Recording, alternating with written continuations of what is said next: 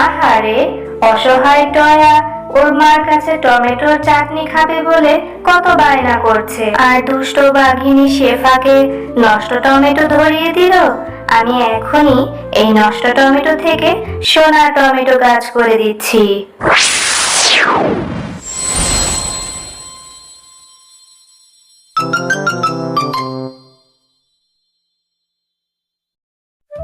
মা, ও মা, তোমার তো রান্না হতে অনেক দেরি আছে।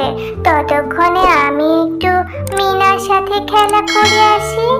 আমার তো রান্না প্রায় শেষ হয়ে এসেছে, এখন গিয়ে করবি কি? আগে খাওয়া দাওয়া শেষ কর, তারপর একবারে যাবে খেলা করতে। ও মা, তুমি কি রান্না করছো? মারে, রান্না করার মতো ঘরে যে কিছুই ছিল না, শুধু দুটো আলু ছিল, তাই ভাতের সাথে আলুগুলো সিদ্ধ দিয়েছি। ও মা, আমার যে রোজ রোজ এই আলু সিদ্ধ দিয়ে ভাত খেতে মোটেও ভালো লাগে না। কি করব বল মা, দেখ না, বাঘিনী ভাবির কাছে যে টমেটো বাগানে কাজ করি, সেখানে তো মাসও শেষ হয়নি।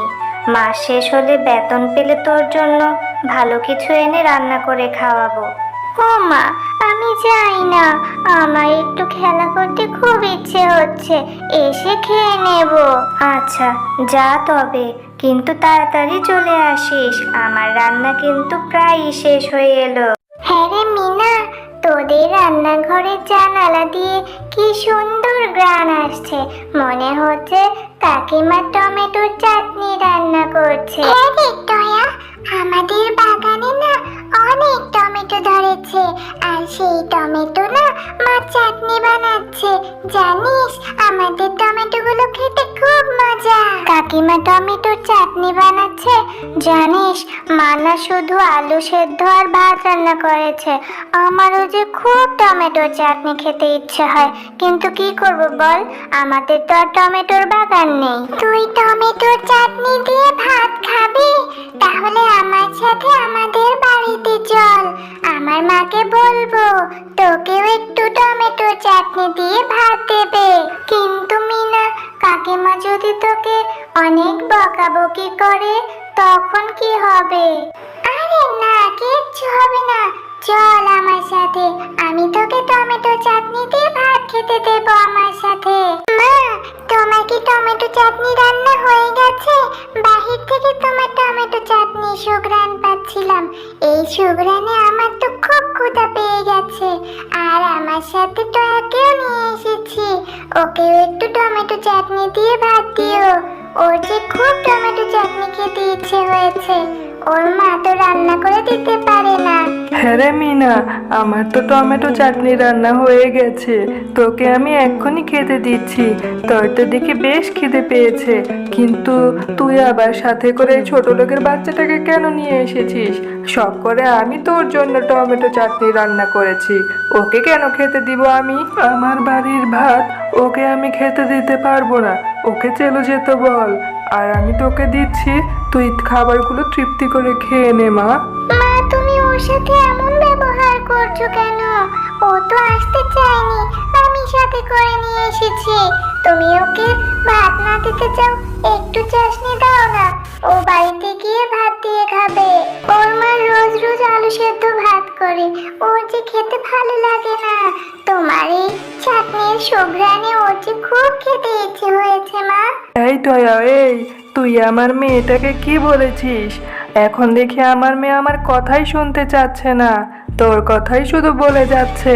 তুই আমার মেয়ের সাথে আর মেশা করবি না, আমার বাড়িতেও আর আসবি না। তোর সাথে মেলামেশা করলে আমার মেয়েও যে তোদের মতন হয়ে যাবে। যা তো, বাড়ি থেকে বের হয়ে যা। কি রে টয়া, আমি সেই কখন থেকে ভাত বেড়ে তোর জন্য বসে আছি, আর তোর এখন বাড়ি ফেরার কথা মনে হলো? ও মামা, আমার যে টমেটো চাটনি দিয়ে খুব ভাত খেতে ইচ্ছে করছে, আমার যে আলু সেদ্ধ দিয়ে মোটেও খেতে ইচ্ছে করছে না। তুমি কাজ করে বাড়ি ফেরার পথে আমার জন্য টমেটো কিনে নিয়ে আসবে, আর সেই টমেটো দিয়ে চাটনি করে দেবে, আমি সেই চাটনি দিয়ে ভাত খাবো, আলু সেদ্ধ দিয়ে ভাত খাবো না। আরে, আমার হাতে যে একদমই টাকা নেই যে তোর জন্য একটু টমেটো কিনে নিয়ে আসবো। মাস শেষ হলে বাঘিনী ভাবি আমাকে টাকা দেবে, আর তখন তোর জন্য বাজার থেকে টমেটো এনে চাটনি করে দেব। এখন একটু কষ্ট করে আলু সেদ্ধ দিয়ে ভাত খেয়ে নে মা। আমি এত কিছু জানি না, টমেটো চাটনি না হলে আমি একটু ভাত খাবো না আজ। আচ্ছা ঠিক আছে, আমি বাঘিনী ভাবি টমেটো বাগানে কাজ করে ফেরার পথে তোর জন্য কিছু টমেটো বাঘিনী ভাবির কাছ থেকে চেয়ে নিয়ে আসবো। তুই এবার বাড়ি থাক, তবে ঘরের কাজগুলো তো শেষ। এবার টমেটো বাগানে পানি দেওয়া হয়ে গেলে বাঘিনী ভাবির কাছ থেকে বলে কয়েকটা টমেটো চেয়ে বাড়ি নিয়ে যেতে হবে। গিয়ে টয়াকে একটু চাটনি করে দিতে হবে। শেফা, তোর কাজ কি শেষ হলো? এবার ওই ভালো টমেটোর ঝুড়িটা আমাকে দে তো। নিয়ে আমার মেয়েটার জন্য একটু টমেটোর চাটনি করতে হবে। আমার মেয়েটা যে টমেটোর চাটনি খেতে খুব ভালোবাসে। বাঘিনী ভাবি, আমার তো সব কাজ শেষ, আমাকে 2-3টে টমেটো দিতে পারবেন? আমার মেয়েটাও যে টমেটো চাটনি খাওয়ার জন্য বায়না করছে, আর আমার হাতে তো টাকা নেই যে কিনে নিয়ে মেয়েটাকে একটু চাটনি করে খাওয়াবো। না রে শেফা, আমার গাছের একটা টমেটোও দিতে পারবো না। আমার বাগানের টমেটোগুলো যে বায়না দেওয়া আছে, একটু পরেই তো টমেটোগুলো নিতে আসবে। তোকে দিয়ে দিলে আমি বিক্রি করব কি? বাঘিনী ভাবি, আপনার বাগানে তো অনেক টমেটো ধরেছে, ওখান থেকে 2-1টা টমেটো দিলে তো আপনার বিক্রি করতে কোনো ক্ষতি হবে না। আমাকে 2-1টা টমেটো দিন না। না না, একটা ভালো টমেটোও দিতে পারবো না। তুই যে এক ঝুড়ি পচা টমেটো বেছে রেখেছিস, সেগুলো বাড়ি নিয়ে যা।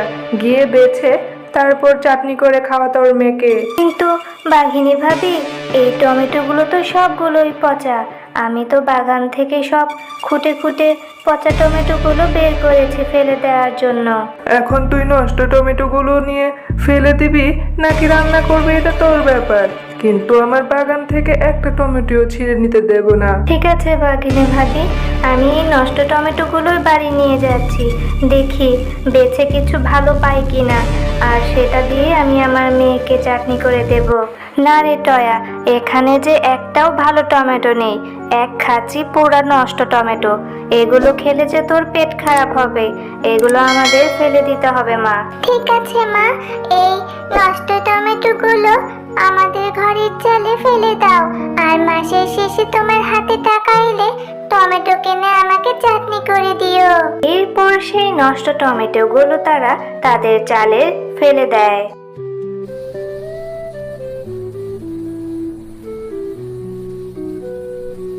আহারে, অসহায় টয়া ওর মার কাছে টমেটোর চাটনি খাবে বলে কত বায়না করছে, আর দুষ্ট বাঘিনী শেফাকে নষ্ট টমেটো ধরিয়ে দিল। আমি এখনই এই নষ্ট টমেটো থেকে সোনার টমেটো গাছ করে দিচ্ছি। এরপর পরি তার জাদুর সাহায্যে সেই নষ্ট টমেটোগুলো থেকে সোনার একটি টমেটো গাছ তৈরি করে দেয়।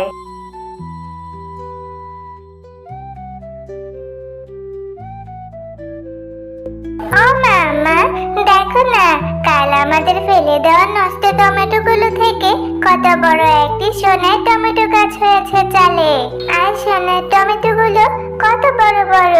হ্যাঁ রে মা, এবার আমাদের উপর সৃষ্টিকর্তা মুখ তুলে চেয়েছে, আমাদের আর কোনো অভাব থাকবে না। এবার আমি এই সোনার টমেটো গাছ থেকে কিছু টমেটো পেরে স্বর্ণকারের দোকানে গিয়ে বিক্রি করে আসি, আর ওই টাকা দিয়ে তোর জন্য ভালো মন্দ কিনে এনে রান্না করে খাওয়াবো রে।